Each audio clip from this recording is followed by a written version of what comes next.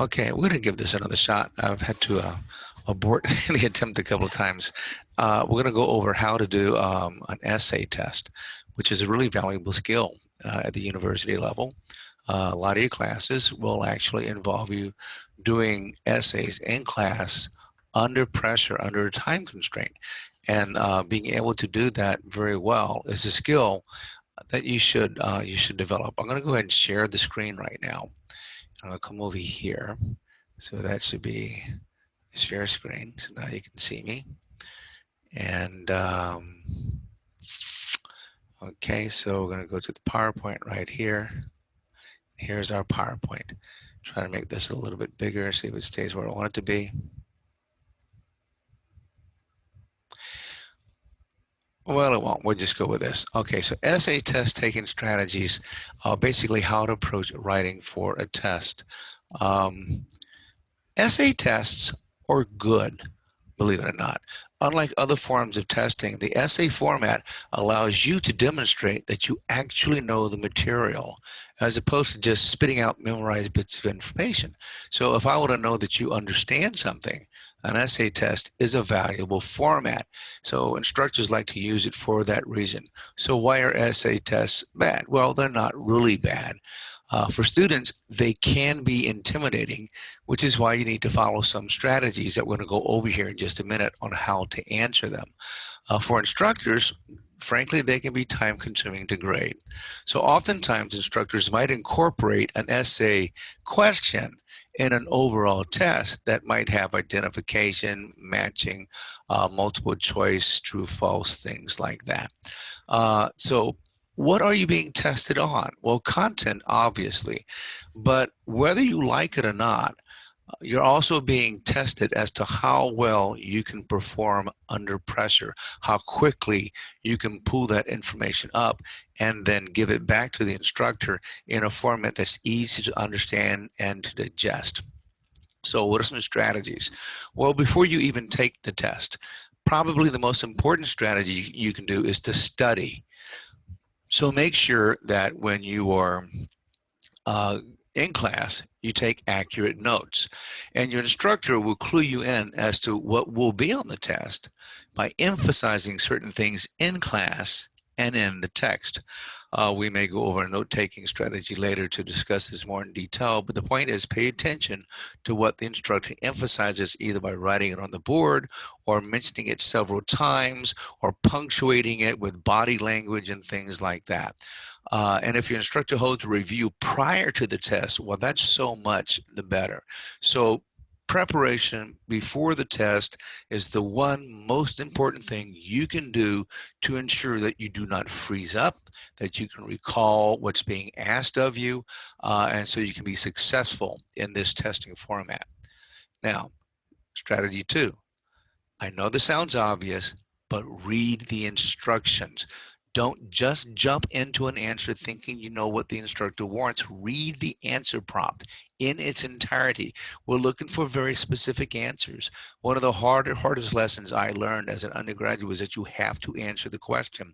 I was taking a class one time on Britlet, and we had to answer something about Chaucer's Pilgrims based upon the prologue to the Canterbury Tales. Well, like many students, I got behind because I had jobs and I was working my way through the school and I had other classes that I was taking. So I kind of skipped the prologue. It's kind of an introduction. It's not important, right? So I read the tales though, and I thought they were very fascinating. And so I just gobbled them up. Well, when the test came along, the question was, based on the prologue, analyze the characters in the Canterbury Tales. So I began my essay with, well, I haven't read the prologue, but I've read the tales, and let me tell you what. And I wrote this long essay about the characters. And when the professor was handing out the tests, he said, well, the best answer in the class is Mr. Pellegrin's. So of course, yeah, that's the best answer. But unfortunately, he didn't answer the question. So he got a 0. And that was a hard pill to swallow. You have to remember to answer the actual thing you're being asked to answer. If you do not do that, you're going to lose points, and in my case, all of them, and fail the test. Strategy 3. Ask for clarification. If you're unsure as to what the prompt means, look, I guarantee you someone else in the class is unsure too. Sometimes instructors can be, we might put out a question that might be a little unclear or ambiguous. So just reach out to the instructor, ask for clarification before you begin answering, before you get vested deeply into the test, right? So clarification. Strategy 4, and I cannot emphasize this enough, you must provide specific details and examples in your responses. So if the question is, why is Donald Trump a good president? You wouldn't write, he's a good president because he's good. You'd have to give me, talk about what he did with the economy. Talk about what he's doing with the Supreme Court. Talk about what he's doing with COVID-19 or an economic relief package.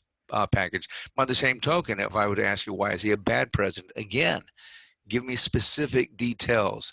The more specific and detailed oriented your response, the higher the grade. Now, a word of caution. Do not use fluff. And we'll be able to tell. If the material does not support the answer, do not use it. And more importantly, don't use inaccurate information.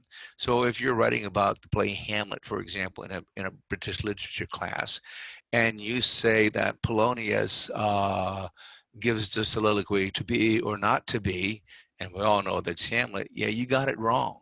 Or if you got elements of the plot wrong, we're going to take off major points for that. You have to know what you're talking about. So make sure that whatever material you use is accurate. Strategy 5, budget your time. I know you've heard this before, but not every answer on a test is worth the same amount of points. So if you have one answer that's worth 10 and another answer that's worth 40 and you only have an hour, 100 minutes, let's say 100 minutes, then don't spend 40 minutes on the 10-point question and 10 minutes on the 10-point question. Make sure you give 40 minutes worth of time to that 40-point question. And in addition to that, and I know you've heard this before, if you're stumped on a test question, just skip it, move on to the next one, and if time allows, come back to it. Why? Well, chances are that something else in that test further down the line is going to, kickstart your brain. It's going to, oh, yeah, that reminds me kind of thing. So you can go back and you can answer it, because oftentimes we will have answers that kind of, or questions that kind of interlock or relate to other questions on the test. So one of the good strategies that you can use is to not waste time. If you're drawing a blank, keep moving on to something else. Strategy 6, be concise. I know we say we want content, but the important thing here is to remember the more, let me rephrase this. Get to the point as quickly as possible and then start providing the details, the specific details that support it. Do not beat around the bush. So when you're answering an in-class essay question, you get right to the point, then you provide the details. Remember, a typical essay answer is about 2 to 8 paragraphs long, and each paragraph is typically between 7 to 12 sentences long.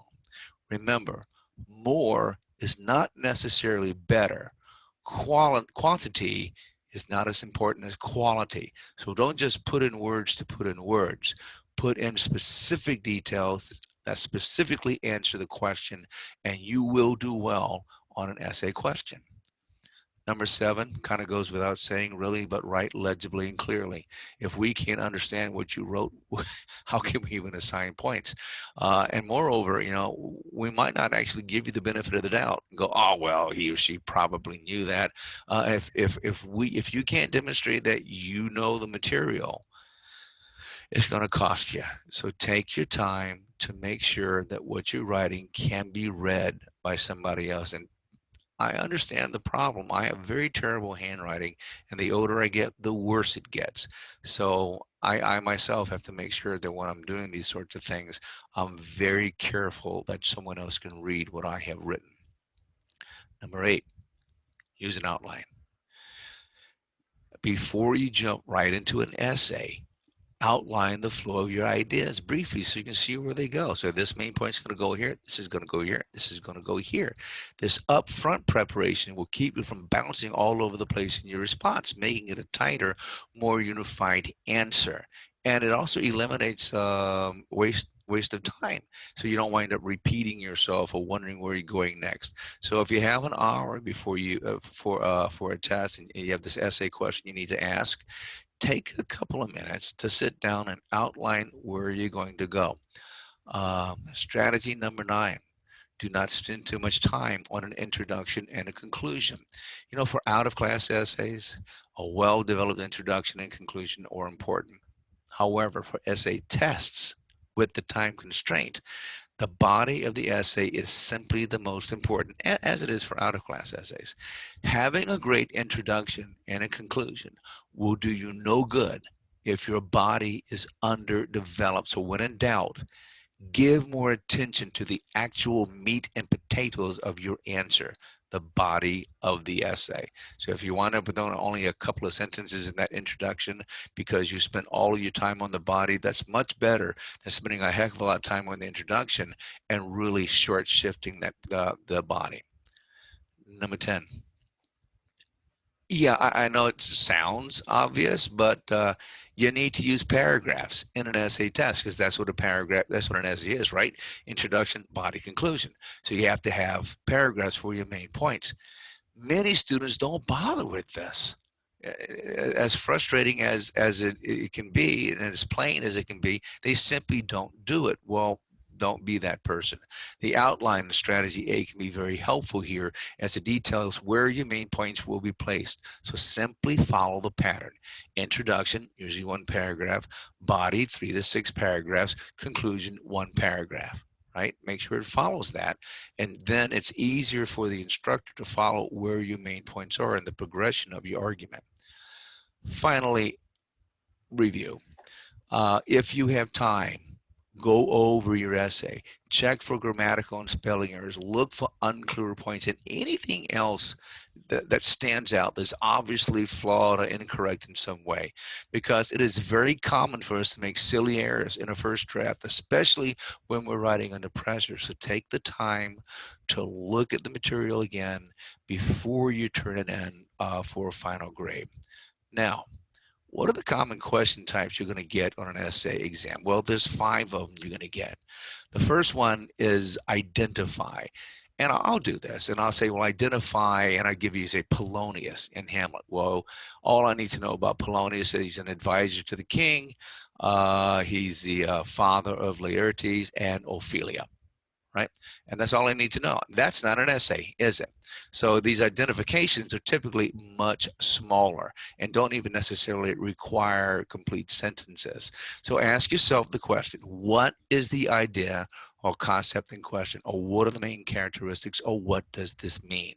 So the key words, if it says summarize, list, describe, define, enumerate, or state, you're probably dealing with an identification. So define what is meant by separation of church and state would be an example of this sort of question. And simply the idea that the church and the governing body of a country are to be completely separate and have no overlapping powers, so that you have a civil government and you have a state, a church thing that goes off and does its own things. Okay. By the way, you can find these things developed from essay test strategies. I simply lifted this from Education Corner, which is a really good site. Contains a lot of wonderful information. So everything from this slide down to the end is a direct quote from that website. Another type of essay question you're going to get is an explanation. Now, if you get an explain, that is going to require, unlike the identify, a full-length essay with fully developed responses that give you lots of supporting detail.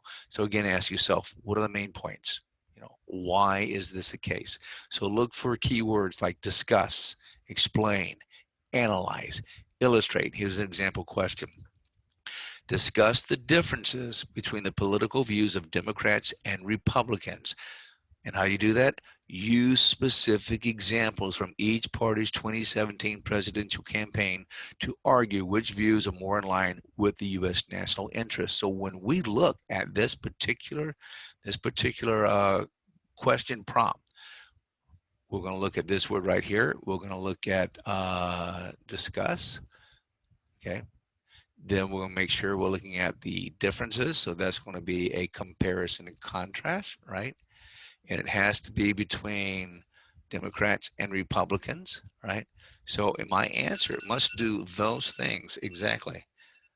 Now, in addition to that, I must look at the 2017 presidential campaign, right?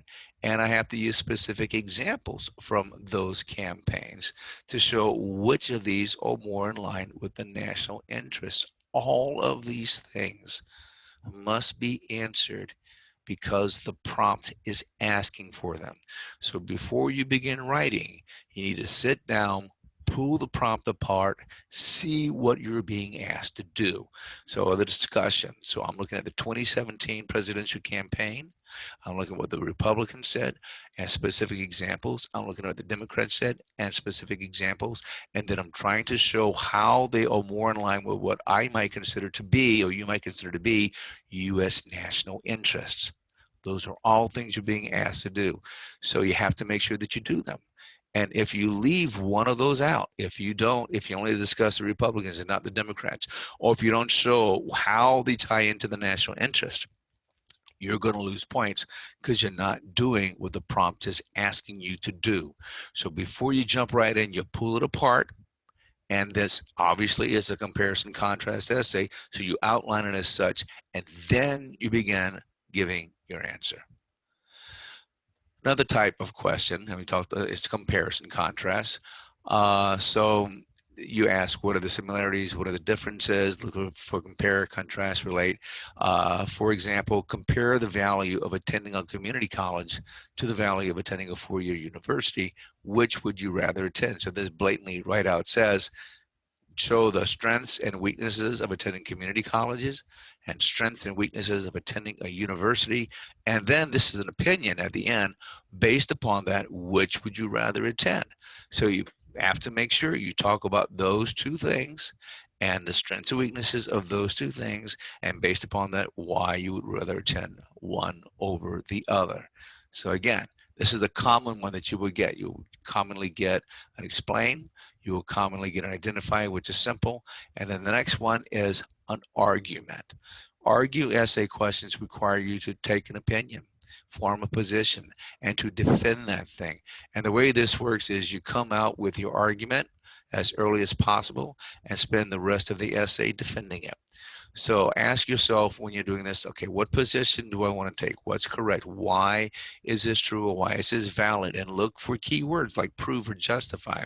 So a sample question like this could be argue whether robotics will replace blue-collar manufacturing jobs in the next 10 years. So you marshal your arguments together. Will it or will it not? If you think that it will, then ask yourself, why will this happen? What are the reasons behind that? Outline it. Of course, cost would be one of those things, and how quickly these things can be done is another thing. The rise in technology, which allows for robotics. If you're arguing for, those are things you'd be looking at. If you're arguing against, you'd say, well, yeah, technology is not quite going as fast as it can. Actually, it's not that much more expensive to use people, it's less expensive, but you'd be looking at those issues, then arguing either for or against. Again, the outline, a simple little outline to detail the flow of your thoughts will be very helpful before you launch into your answer.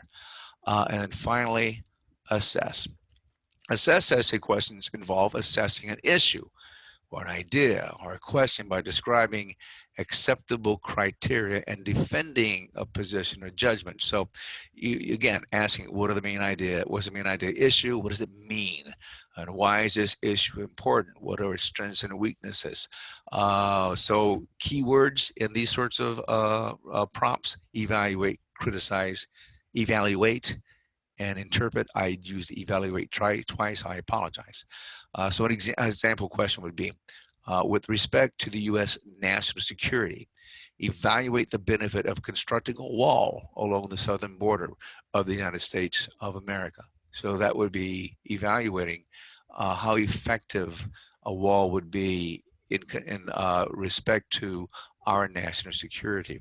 Or you could say something like, with respect to the U.S. economy, evaluate the benefits of the COVID-19 restrictions that have been placed upon states in recent months. So all this separation we have and the closing down of restaurants and things like that, how has this impacted our economy in the short term, and how might it do it in the long term? If I specifically, if I ask for long-term and short-term, you'd have to answer that, although the first prompt didn't do that. So anyway, these are the types of questions you're going to get on essay exams. So it helps that before you begin writing your answers, that you employ the strategies 1 through 11 that we just went through, and then begin writing your essay. So I'm going to follow this up. I'm going to go ahead and stop the screen share here. So I'm going to follow this up with an assignment in the module concerning the material that we just went over.